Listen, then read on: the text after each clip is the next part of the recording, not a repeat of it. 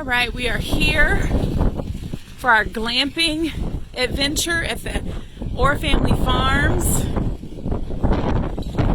This is so cool. So we're gonna stay in a wagon for the night.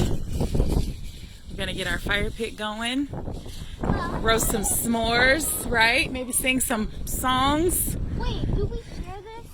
Yes, we share it with everyone who's in a wagon, but I think there's only one other family in a wagon tonight. And then there are, let's go look at the teepees, Zoe.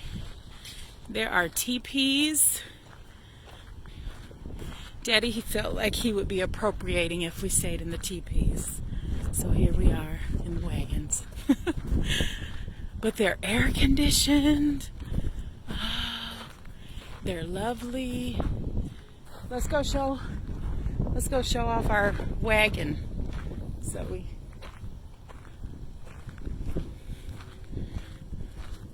Mommy, the train does come on this Daddy. train track. No, not the ones closest in here.